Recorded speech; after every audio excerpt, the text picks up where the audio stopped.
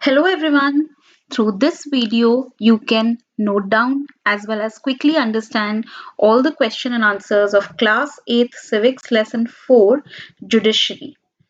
So इससे पहले हम क्वेश्चन एंड आंसर्स पे आए let us go through some important points आपके क्वेश्चन आंसर्स सिर्फ थ्योरी फॉर्म में नहीं है you can be asked in the form of MCQs और फिलअप्स और मैच द फॉलोइंग सो हमें कई सारे इंपॉर्टेंट पॉइंट्स हैं जिस पे 1 मार्कर्स आ जाते हैं so we need to memorise them learn them understand them as well so कुछ पॉइंट्स यहाँ पे आप वीडियो पॉज कर सकते हो और नोट डाउन कर सकते हो कुछ पॉइंट्स बहुत इंपॉर्टेंट हैं वो मैं आपको बता रही हूँ like India has one Supreme Court and 25 High Courts. This is an important point.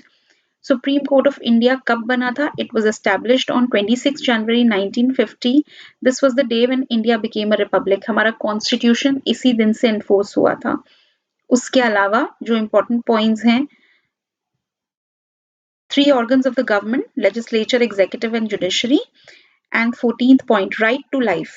बहुत बार क्वेश्चन आया है इस पे it is a fundamental right and it is mentioned in the article 21 of the constitution then 15th point is also important supreme court है तो एक ही तो वो है कहाँ पे it is in Delhi New Delhi and it is presided over by chief justice of India CJI that means supreme court के जो हाईएस्ट जज हैं उनको कहा जाता है सीजेआई अब मैं क्वेश्चन आंसर्स पे आ रही हूँ आप वीडियो को पॉज करके इसको नोट डाउन कर सकते हैं सो फर्स्ट क्वेश्चन है what is an independent judiciary and what is the importance of the independence of judiciary तो independent judiciary वो होती है which is not under the control of legislature or executive and its powers are separated from legislature and executive and when judges are appointed the interference of government is less मतलब सरकार का कम हस्तक्षेप होता है जब जजेस की अपॉइंटमेंट होती है फिर इंडिपेंडेंस ऑफ जुडिशरी इंपॉर्टेंट क्यों है it is important so that there is no misuse of power by the government अपनी पावर्स का मिसयूज ना करे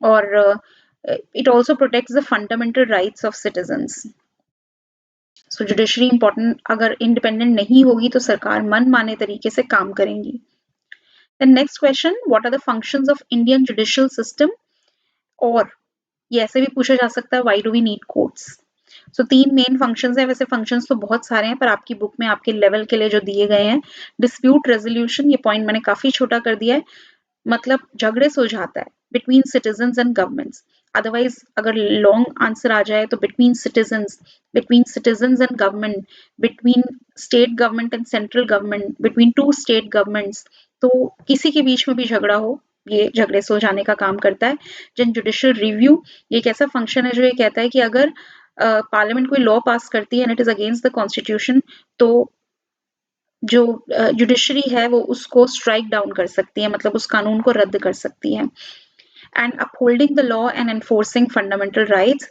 कोर्ट्स हमारे फंडामेंटल राइट्स को प्रोटेक्ट करते हैं अगर वो वायलेट हुए हैं मतलब उनका हनन हुआ है तो उनकी प्रोटेक्शन होगी Then what is public interest litigation? बहुत important question. Why do you think the introduction of PIL is a significant step?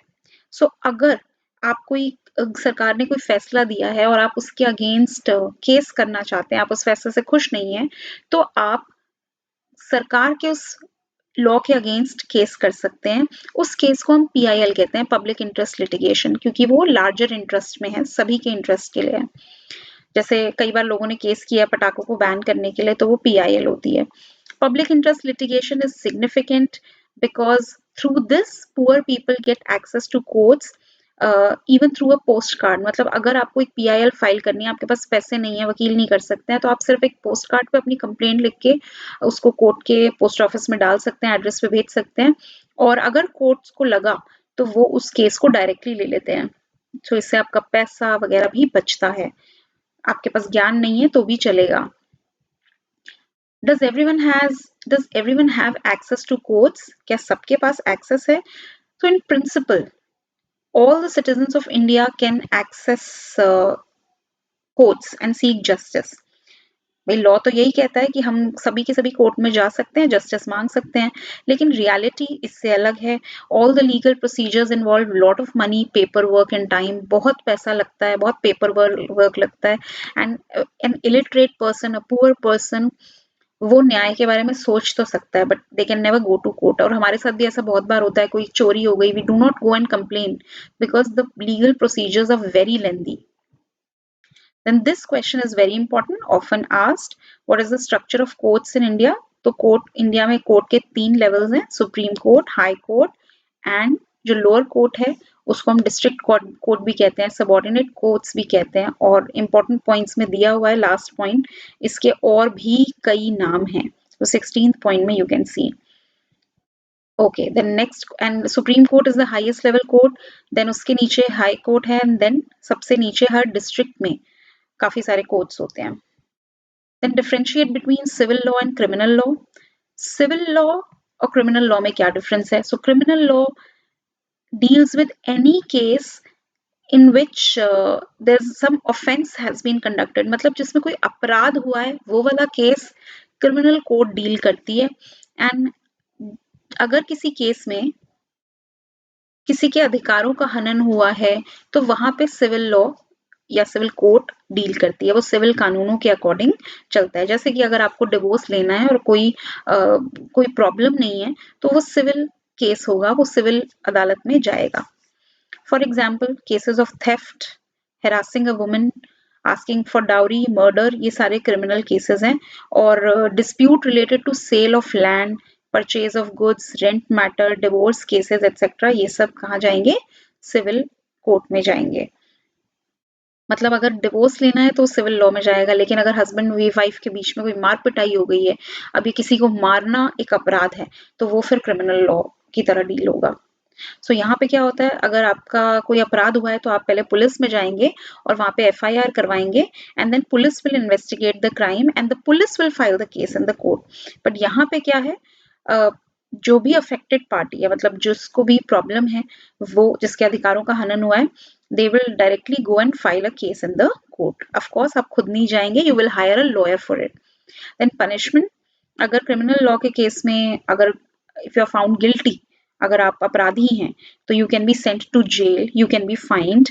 and civil law के केस में आपको compensation देना पड़ सकता है दूसरे इंसान को, और कई बार उसकी भी जरूरत नहीं होती. जैसे डिवोर्स का केस था, तो उसमें हो सकता है compensation दिया जाए, हो सकता है ना दिया जाए, या अडॉप्शन के केसेस होते हैं कई बार उसमें. सो रिलीफ के फॉर्म में कॉम्पेंसेशन कोर्ट आपको दिलवाती है अगर आप केस जीत जाते हैं. Then what do you mean by the phrase justice delayed is justice denied? तो जस्टिस में बहुत देरी अगर हो जाए तो इसका मतलब है एक तरह से जस्टिस ना दिया जाना. 25 साल 35 साल अगर किसी केस को सुनवाई करते करते हो जाते हैं, so the case loses it's worth, उसकी वैल्यू खत्म हो जाती है. आप इतने सालों तक लड़ते रहे हैं. और जस्टिस क्यों डिले होता है इंडिया में? Because there is shortage of जजेस, there are less number of courts, and how are different levels of courts connected to each other. So अगर आपका केस लोअर कोर्ट में जाता है and you are not satisfied with the judgment of lower court, so you will appeal in the higher court. If you are not satisfied with the judgment of high court, then you will appeal in the supreme court, and this is known as appellate system. यानी जब आप lower court से high court की तरफ appeal करते हैं, तो इसको हम appellate jurisdiction भी कहते हैं. कोर्ट की पावर है ये एक. अब ये एक एक्टिविटी है जो आप A4 कलर्ड साइज शीट पे करेंगे, शीट को कट करेंगे, अपनी नोटबुक में लगा लेंगे. इसमें आपको क्या करना है, दिल्ली में 6 डिस्ट्रिक्ट कोर्ट्स हैं, तो आपको उन कोर्ट्स के नाम ढूंढने और यहाँ पे लिखने हैं. तो एक है कड़कड़डूमा कोर्ट, जो कि सैंपल के लिए दिया गया है.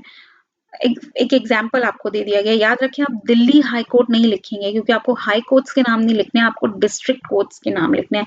आप इसमें सुप्रीम कोर्ट भी नहीं लिखेंगे, बिकॉज दिल्ली कई डिस्ट्रिक्ट्स में डिवाइडेड है और कई कोर्ट्स हैं, जिला अदालत जिसको हम कहते हैं. So find the names. Video पसंद आया तो शेयर जरूर करें, एंड कोई प्रॉब्लम हो तो do tell me in the comment section, अगर आपको लगता है नोट्स में कुछ इंप्रूवमेंट होना चाहिए. Thank you so much.